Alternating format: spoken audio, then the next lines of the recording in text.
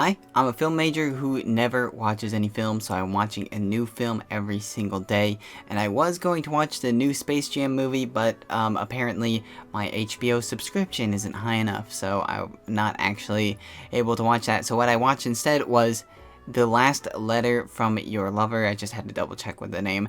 This was just released not too long ago. It's on Netflix. I think it's a Netflix original. I don't quite remember. Usually I check that. I'm sorry about that. But I'll add it on post if it is or not.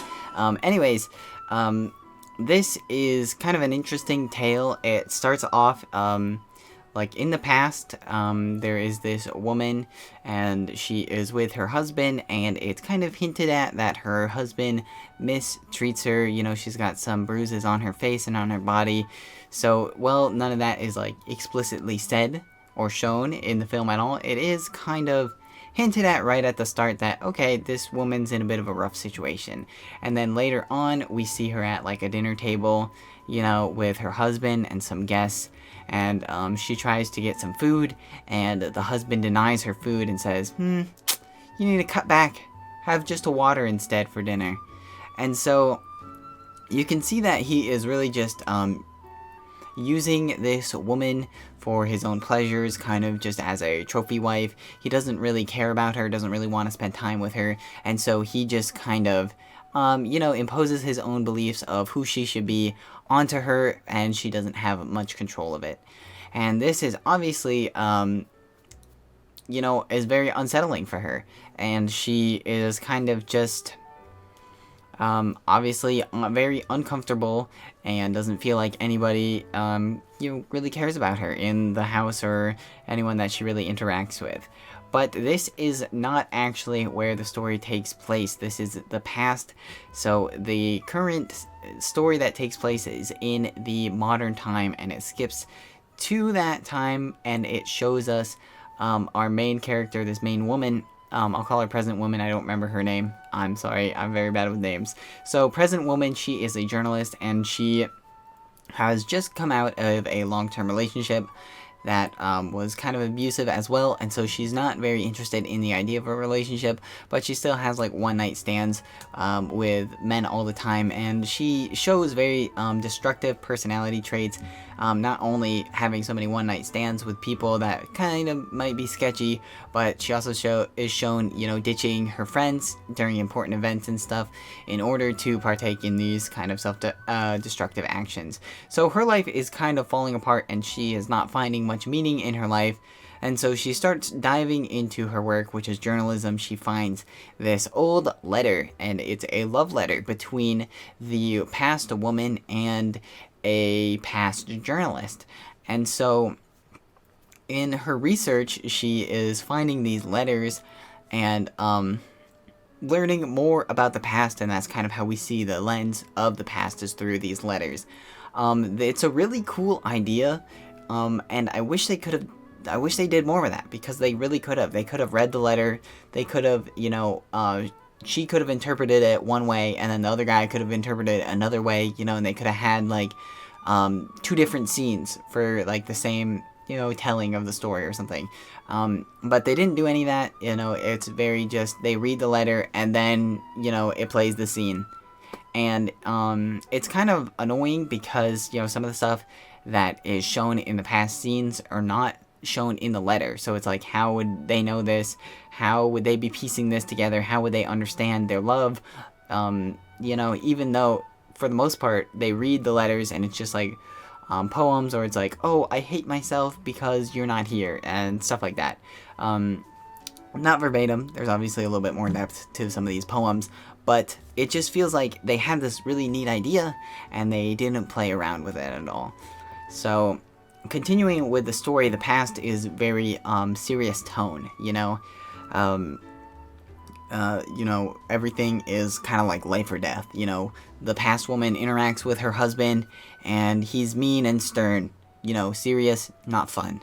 And then she interacts with, you know, the person that she's falling in love with, this other journalist, the past journalist. And he is, you know, he's fun, he's caring, he's loving. And they take that seriously. you know, and they take each of them having families too, and this would be an affair on both parts. They take that very seriously as well, even though both of them are not happy in the relationship that they're currently in. And so the past is very serious, but then when you go to the present, it kind of is just such a major tone shift because they try and make every scene kind of like comedic for some reason. So like lots of these archives are stored in, you know, a locked up library, and the guy who's guarding it is like, oh, you know, no food or drinks allowed in the library. So the future or the present journalist, like, she like stuffs her face full with like her baguette that she's eating or whatever, and she like sips down her Starbucks super fast, and it's supposed to be like a, oh, that's a gross thing for a woman to do kind of comedy, and it just kind of falls flat a lot of the time because, you know, the past is so serious, and then the present is just so, it's supposed to be comedic, but lots of times, like, it just doesn't work very well. And it's really annoying too because, that kind of like guard at the library and the journalist, they kind of get a little bit intimate, and they start kind of interacting with each other more and becoming friends, and their whole relationship has been hostile the whole time, and then they just kind of become friends. It's kind of annoying because I always find that just kind of like mean to really friendly and I love you to death is just really an annoying trope. I know some people really love enemies to lovers, and I think there are enemies to lovers that are done well, but this is just kind of like an annoying trope to me. It doesn't really feel sincere. You're not really feeling that connection, you know, especially after watching something like Handmaiden, you know, where the emphasis is so focused on like the little intimate moments. Just having none of that in this film in either relationship is just very boring to watch. It's so dull to watch. And even in the past settings, lots of times these era films, you know, one of the main draws is of course like the excellent acting, but also the politics of it. Also the big sets, you know, the huge mansions, the giant castles, the carriage rides, the huge gardens, the luxurious dresses, you know, but we don't have any of that. It is just very tight. It's all very claustrophobic feeling. It is just not what you would expect from a grandiose, more epic kind of style of a rich person in the past, and it just feels so dull. It feels so dull. The past feels so dull, and the present, it just feels like it's not hitting its emotional marks.